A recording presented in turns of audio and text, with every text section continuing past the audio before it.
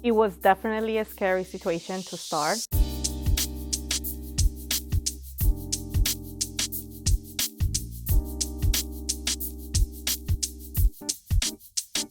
I started as a side hustle. I did started just to get some extra cash to help pay some bills. And then I started asking for referrals. Once I started seeing the results and I started seeing that the clients actually did trust me, trust the company, and trust the way that we did business, I was able to see that I was onto something, and I took that leap of faith and just went with it. One happy client refers you to another and to another, and that's how Samter started growing.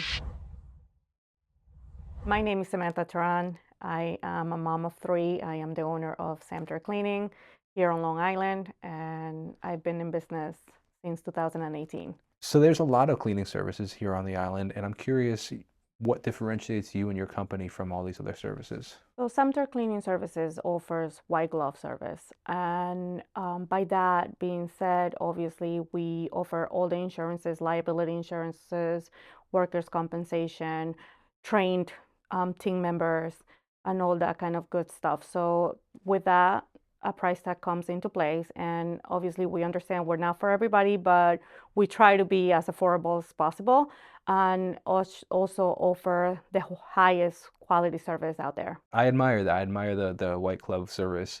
Talk to me a little bit more about that. What does that actually entail? I think that, some people assume what that might mean, but just break it down. Like what would they expect for a white glove service, cleaning service? What I believe that a white glove service for a cleaning services is actually having that communication, that personalized service with the client, inquiring what their needs are, finding out what their biggest pet peeves are, or things like that, where we can actually accommodate them. Obviously, we come with all the insurances and everything like that that the client needs to make sure that they trust our service, to make sure that they're in good hands.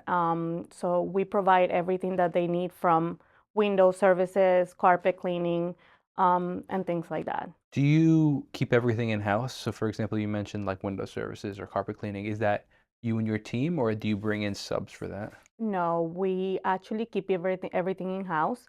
We are innovating actually with the carpet cleaning. It's something that we're starting to offer now. And the window services, we definitely have been doing it for a while now, and everything is should be in house. Yes. Yeah, very cool. How did you get into the industry? What got me into the industry was the hopes of making some side money. It was just an extra side hustle. But my background in finance, customer service, and management led me to build that trust with the clients, and pretty much the foundation of the company is built on that. Now we are servicing Suffolk and Nassau County. We have more than 500 rotating clients and about 35 employees.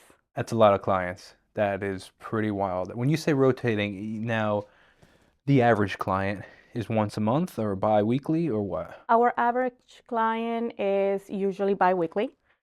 We have weekly, biweekly, and 4 week services.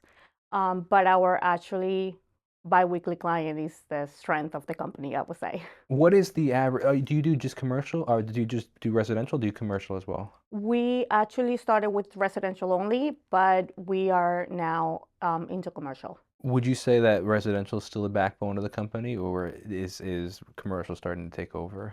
I want to say the backbone of the company was residential at one point, but clients with businesses and In the commercial in the space? commercial, yeah, in the commercial services are actually taking over. I would say just what I found really interesting. I actually want to hear a little bit more about your background Hmm. because it really sounds like you have a business savvy background, which then sets you apart in the business industry.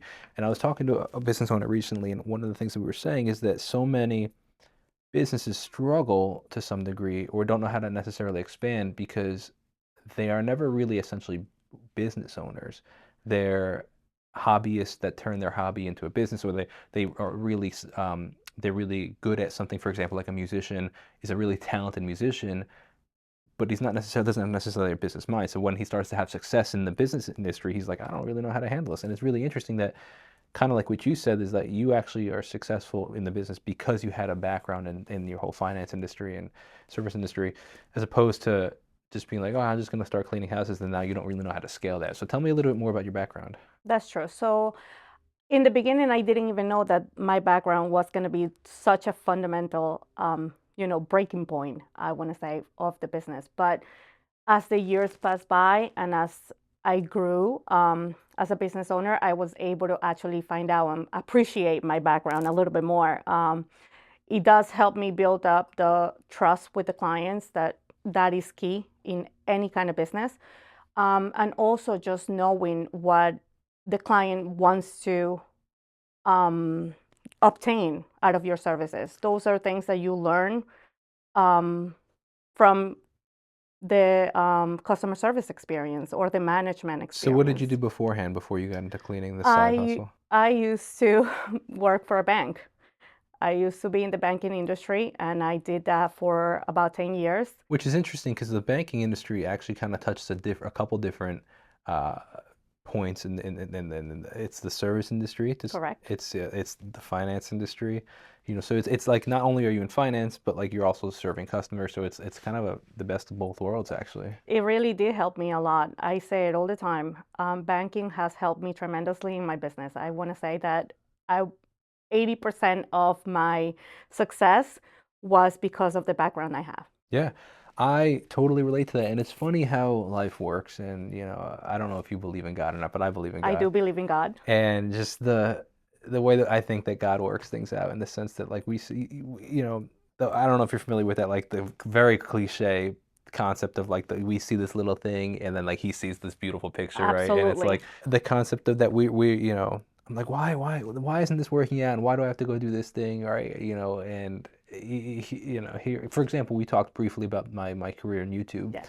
I never really expected or necessarily wanted to be quote unquote a YouTuber. Hmm. I wanted to be a musician. Now, granted, I was doing music related things on YouTube, but all that taught me how to work cameras. And, you know, had a podcast on that YouTube channel, and I had 125 interviews on that. So like I was very Wow, comfortable that's big. talking to some Hmm. people, and it's just all. And I learned analytics of like the online space, and now here we are today where this podcast has become a pretty significant portion of my business, and I know all of it because I had that YouTube it's like it's just so funny. And You are absolutely right. God works in such mysterious ways that at the time you don't realize that you actually are going to need that for the future or for whatever the future, you know. I've learned to just kind of let go and just start Same. enjoying the ride a little bit more rather than trying to white knuckle my own.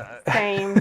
Instead of asking questions, so why am I in this position right now? Later on, it does help you with something else or overcome other Absolutely. things. Yeah. Absolutely. So talk to me. You were talking about innovating with the floor cleaning service. What does that mean? A lot of our clients actually in the commercial industry and the residential industry are, requiring constantly carpet cleaning services and things like that that we weren't able to provide before. Now we're actually innovating into it and putting it into our services. Very cool. Yeah. So what does that look like? Is that like buying new tech, buying new equipment and Buying new stuff, equipment, training? training the techs. Yes, it's a lot more work, but it's necessary to be that white glove service that you want to have everything pretty much in house. Yeah, yeah. While we try to reach that white glove service, obviously there is a price tag to it. We are trying our best to be competitive with our competitors, but we obviously have an overhead.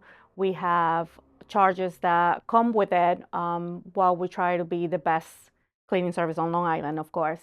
We're not trying to compete with a regular cleaning lady that probably just charges you $20, $25 an hour, where she just comes, does your cleaning, and goes without having a follow up, without having a system, without having trainers. Why And do you decide things in-house as opposed to subcontracting? I just, I, I guess it's just more of a control thing. I Sure. wanted to be a part of everything. And then when you subcontract, you're pretty much responsible for what the subcontractor does. And if I'm going to be responsible, then I'm going to be responsible for what we do. Yeah, Yes, that's absolutely. what. I totally understand that. So talk to me. I'm curious about 500 clients, rotating clients.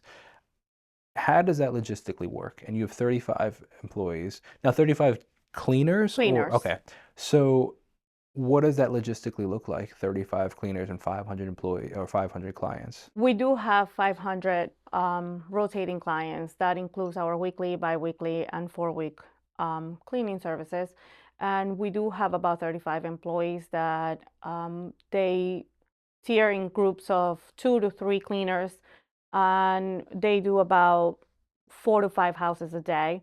And that's how we actually are able to service all those clients on a weekly or biweekly basis. And 500 clients is an arbitrary number because one house could be 3,000 square feet and one house could be 10,000 square feet. And it's still one client or two clients in that sense, but it's very, very, very different clients. That is absolutely right. Or with businesses as well, you know. Our clients usually are, our clients' homes are usually about 25 to 3,500 square foot. Yeah, those are basically houses on Long Island. Yeah, unless you start going a little bit more out Correct. east. Correct. Now, which you mentioned that you are a bit more out east. So do you service a bit more of the East End or, We well, like you live currently out east. I don't know if that, you know, if you work out there as much though. we currently service majority of our clientele are actually mid Suffolk County. I want to say Northport, Dix Hills, Huntington, Smithtown area, and whatnot. And we are actually pushing our way out west, Nassau County. So why west instead of east? We have tried going out east. The demand is just not there unless it's extremely out east. And because our concentration of clients is more central Suffolk, it's easier for us to go west. Yeah, that makes sense. Very Yes. interesting.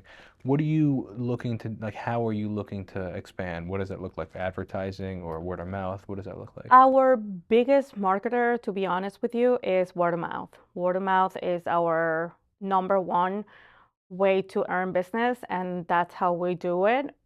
Facebook moms groups are big on those, and obviously just referrals from our happy clients currently. Talk to me a little bit more about the Facebook mom groups. Those Facebook moms groups can either make you or break you. They're great. I used to give guitar lessons years and years ago, and I got 80% of my clients through that. So, but I'm curious to your experience. So talk to me about that. And for people that aren't super familiar, or for businesses that may not be, that could be benefiting from them that aren't, talk to me about it. As I said, Facebook moms groups are amazing in regards to referrals. They can either make you or break your business, that's for sure. But 80% of my clients are actually from the moms groups. And because everybody comes on an everyday or every other day basis asking for a reputable cleaning service, and there we are, we're trying to do our best all the time where we can actually be referred. And that's our main goal. That's our meaning of success, I want to say. The referrals. I'm actually blown away with the fact that 80% of your work comes from the Facebook moms groups. Yes. It's Yes. wild. Yes. It's amazing. It And is again, great. it's kind of underutilized. I don't think most businesses think of like the referrals, but I mean, my wife is on there all the time giving referrals, receiving referrals, getting advice, giving We use advice. it for everything. It's amazing. You get referrals for absolutely everything on the Facebook moms groups. And obviously, we do have the backbone of our Google reviews and all those kind of things or the social media that helps you as well. That's pretty interesting. What are you doing for social media? We have a social media manager. Or like an outside source, or? It is an outside source. We do a lot of showcasing of before and after pictures and whatnot, or what we do. If we have any promotions or anything that has to do with the company, we put it on the social media platforms, and obviously it does target Instagram, TikTok, and Facebook. Can you remind me how long you said you've been in business for? Since 2018. Very cool. So what was that process of starting the business? And is that when you started as a side hustle, or is that when it became the full-time hustle? That's when it became the full-time hustle. What was that leap like? Because as somebody that has been self-employed the majority of my life, and but has taken leaps of like, okay, this is doing really well. Kind of what I was saying, like with like you, when I was giving guitar lessons, I was making very good money with it, but then YouTube started taking off, Yes. and I'm like, okay, I know this is reoccurring revenue for my clients. Now I'm going to take this leap into this other thing. It was scary, so I'm curious, like from leaving banking to going into the cleaning service company and starting your own company must have been very scary. And talk to me about that process and starting the business. It was definitely a scary situation to start, especially when you kind of overcome that full-time job salary. Um, when I say I started as a side hustle, I did start it just to get some extra cash on my table, to help pay some bills. And then little by little, I got pregnant. Um, and that got me into thinking, okay, I want to spend more time with my kids. I want to be able to be a mom instead of worrying about going back to work. And because I had created some sort of um, rapport with the clients that I had, I definitely started asking for some referrals. And what happened was I wanted to make sure that before my maternity leave was up to the point that I had to go back, I wanted to see if I was able to cover that salary with Oh, the side hustle I had. Once I started seeing the results and I started seeing that the clients actually did trust me, trust the company, and trust the way that we did business, I was able to see that I was onto something. And I took that leap of faith and just went with it. And one client, one happy client refers you to another and to another. And that's how Samter started growing. amazing. And also, again, kind of like you said, very just a leap of faith, kind of scary It sometimes. is. It is scary. Are you still actually doing the physical cleaning, or what is your role in the business now? No, I'm not doing the physical cleaning anymore. I'm more of the backbone of the company and just trying to control that everything is on place and everything is actually functioning the way it's supposed to be.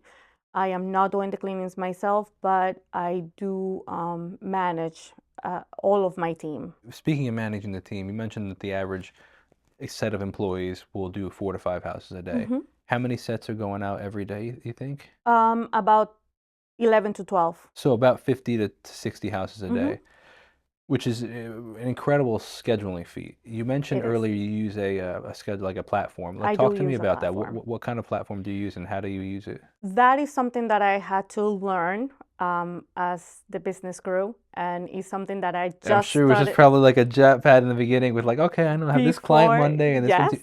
I just very much understand that. yes. And then it gets to the point where it's like, well, there's 15 names on this list and I don't know which one goes where anymore. So tell me about That's that. exactly what happened to me. For many years, I actually did everything organically.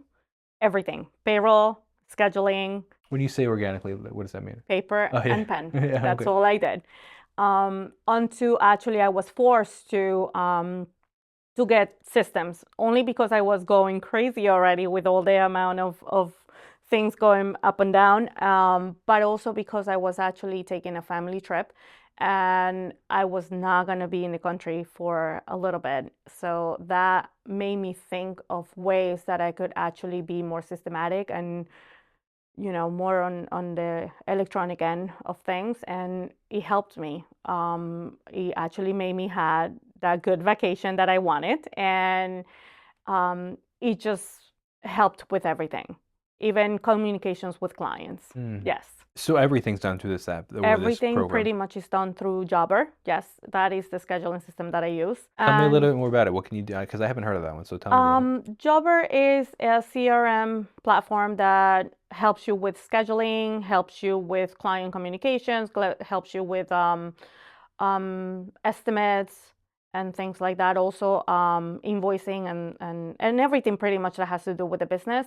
And then I also use QuickBooks as well for like payroll Mhm. and things like that. Yeah, Yes. absolutely. Very Yes. interesting. So putting systems in place, I want to say, is probably the number one thing that you have to do when you're just starting. Start from the beginning rather than. Start from the beginning. It will save you a lot of headaches. It's true. Trust me. I completely agree and Yes. understand that. Sometimes you're like, well, what's the point? I only have 4 clients, and it's like, well, hopefully that you don't stay at that point. Correct. And you should learn how to do this stuff with 4 clients before you Mm-hmm. have 40 clients, and now and then 400 clients, and you're in a Correct. totally different It space. happened to me, and if it's one thing that I can tell a beginner, is that go slow, get systems in place, and just concentrate on the quality of the work, and you'll come. Yeah. Now you mentioned obviously the floor cleaning services with the carpet cleaning, but is there anything else that you're looking to expand into, or what you see next in your industry that you are looking to do? Well, I do wanted to expand. Even though we are on Long Island, obviously we want to make sure that we have a footprint in every single town of Long Island. That is one. And then just probably power washing. There are different things that come with home services that you can actually implement into the cleaning business. That's interesting. So would you offer it as like a additional package, or part of the package saying, hey, every 6 months we'll power wash kind of thing? That's something that I haven't think about, but if you actually ask me right now, it's probably something separate. I probably wouldn't mix the outside with the inside of the home. Yeah, that's really I mean, you could go a million different places with the cleaning Mhm. on the outside. I mean, cleaning of the outdoor furniture, or Correct. power, like you said, power washing. We actually do outside furniture. We do outside patios. We do those So right would you now. consider like this is just kind of just brainstorming, just Mhm. like almost like an indoor outdoor package, and say, hey, for X amount a month or however a year, it's this much for the indoor, and then the outdoor includes the patio furniture, the blah blah blah, the clean. I don't know what else you clean, and then when you have the power washing, every 6 months we'll do a, That's great, you know, actually. and Maybe. having like 2 separate uh, packages, and then it's kind of already in there, and then you can elevate the price because you're including things like power washing, Absolutely. which honestly, who doesn't want that? Because nobody really wants to be out there, and especially if they're already paying for the services of outdoor Inside cleaning. or yeah, you're right. Inside, yes, but also outside, if they're already paying, or if they already want to pay for the cleaning services of, you might as well they'll be like, oh, I guess I might as well get some power washing as That is included. true. That is true. Yeah. Very interesting. So, but I cut you off. So, power washing. Was there anything else you were talking about? Not as of now. Not that I'm able to think right now that we want anything else. But I think that little by little, as needs come along for those clients, then obviously those open my mind to something bigger. Yeah. Let's talk seasons. Mhm. Most businesses have busy and slow seasons. Does that relate to you, or are you kind of just steady throughout the year? We are pretty much steady. I do see weeks during the year that are actually bigger or busier than others. I want to say during the summer slows down a little bit, I might have figured only that. because the kids are out from school or they're back to college and things like that. People are People go on traveling. vacation, so that actually slow us down for a little bit, but it's not tremendously the amount of work that we actually lose. It's pretty steady throughout the year, and then holidays are our busiest season. Everybody wants their house clean. Everybody wants their house clean on the holidays. Do you offer for people that like one-time things, like for people that like Absolutely. for having events, or? We do one-time cleanings all the time. Yeah, Very one-time deep cleanings, one-time post-construction cleanings, one-time just because they have a party and they want their house clean. Yeah, we do everything. And does it go by like the square foot or the room, or how do you typically charge? We usually charge square footage is actually one of our biggest factors into pricing, but then also how many bedrooms, how many bathrooms, condition of the home, occupancy of the home. If they have 3, 4, 5 dogs, cats, how many people live in the house, all of those are factors when it comes into pricing. Funny question. Yes. Is that I know a lot of contractors, Mm-hmm. and the funny thing about contractors is they start projects on their own home, and then because they're always doing stuff on the outside, is it one of those, or chefs that are like, I don't want to cook in my own home? Yes. What's this? I'm not saying your house is dirty. That's not what No, I'm it's implying. not. But like, is it? Do you hire your own services, or are you Yes. the one that clean? Yeah. Nope. One of my crews actually was there today. Yes. That's the benefit of being the business owner. It is. That's It is a amazing. benefit, but sometimes because you are the business owner, you put everybody else in place and then you forget about your own. That's what I'm saying. That's why, Yes, but we have to contractors. be Technically, you're not making any money when they're cleaning your house, and correct. they could We're be making actually money. spending it. Exactly. So it's And just, also because you have to pay that labor. And then also you're not making it. Yep, you're yeah, right. exactly. But I thought it was funny because, Yes. my dad's he owns a construction company, and very often he'd do the majority of the work, and there'd be like a little piece of molding that like never got finished because like, Absolutely it's just one true. of those things that like, I'll get to it, but like it's not that important, It happens to me. If I put my house on a weekly or bi-weekly schedule, sometimes there is actually a client that needs that spot. So I'm like, we can wait another week. Exactly. But Exactly. then obviously, yes, my goal is to always put my house into one of the routes. Yeah, absolutely. So as you grow and you're looking to expand like into the kind of more the Nassau County area, Correct. what does that look like with employee acquisition? We're always looking to hire new employees. We're always looking to hire more employees as we grow as a company. There's some that are um, seasonal. There's some that are part-timers. There's some that are full-timers. So we are always acquiring. And is that kind of as well through word of mouth, or do you like use things like Indeed and stuff like that? For the longest, it has been word of mouth. We've recently had an ad on Facebook about hiring as well.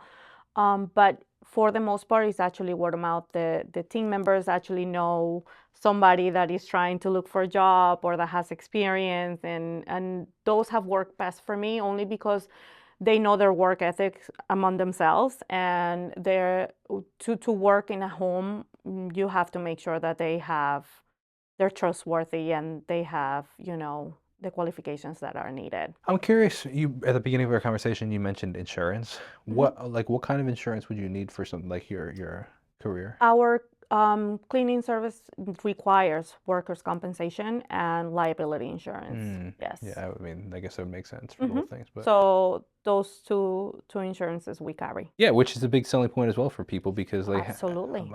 the majority of the cleaning services out there, I'm sure, don't have. I am sure that they don't have it, and clients actually sometimes don't even think about it. But if you Yeah, if you sure. actually think of the aftermath, what happens when a cleaning service that don't have all the legalizations and everything in place Yeah, they slip falls falling down the stairs, for falls down the instance. Yeah. stairs. What happens with that? Then obviously your home insurance gets hit and whatnot. So all of that is covered under our workers' Yeah. compensation insurance, and it helps you have a peace of mind Yeah, as a for sure. client. But sometimes they don't think about it, and the aftermath is bad. Yeah, Bad. absolutely. You kind of mentioned in our conversation that if there's one thing you can go back and either tell people or do as a business owner yourself was kind of having services in place or systems in place so that when things start to roll faster, you're set up for that.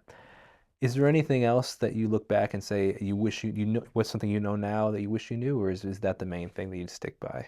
I want to say that probably know your value.